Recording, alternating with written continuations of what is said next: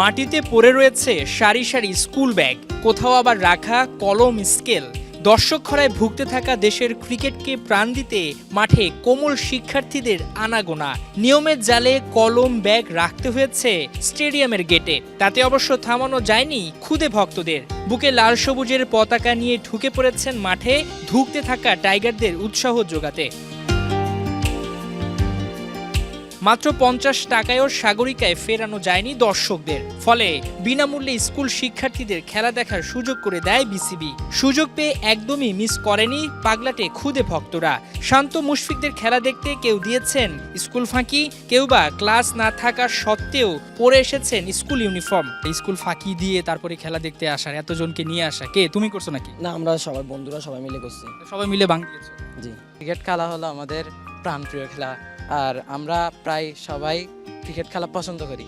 আমার আম্মু বলছে একদিন স্কুল মিস দিলেও কিছু হবে না।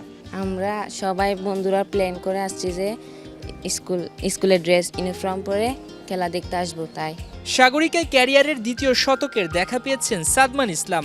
ফাঁকা গ্যালারিতে উদযাপনে কি আফসোসে পড়ছেন? না, এমন কোনো আক্ষেপ নাই।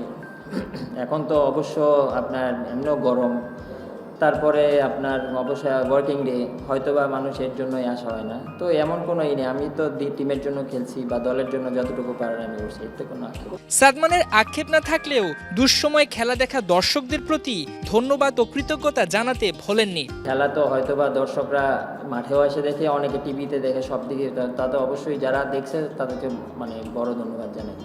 দর্শকই খেলার প্রাণ। একটা দলের 12 ম্যান বলা হয় দর্শককে। বাংলাদেশের পারফরমেন্স ফিকে হয়ে যাওয়ার সঙ্গে সঙ্গে কমতে শুরু করেছিল গ্যালারিতে দর্শকের সংখ্যা। প্রথম দিন প্রায় দর্শক নেই বললেই চলে, তবে দ্বিতীয় দিনে এসে দেখা গেছে ভিন্ন চিত্র। কোমলমতি শিক্ষার্থীরা খেলা দেখতে ছুটে এসেছিলেন। সাদমান ইসলাম সেঞ্চুরি করেছেন, তিনি ধন্যবাদ জানিয়েছেন কোমলমতি শিক্ষার্থীদের। একই সাথে যারা এই গরমে বাংলাদেশের টেস্ট ম্যাচটি দেখছেন, বাংলাদেশ ভালো করলে দর্শকের সংখ্যা বেড়ে যায়। বাংলাদেশ যদি এই ম্যাচটা জিতে যায়, নিঃসন্দেহে দর্শকরা আবারও মাঠে ফিরতে শুরু করবে। হাসান সজীব, ৭১, চট্টগ্রাম।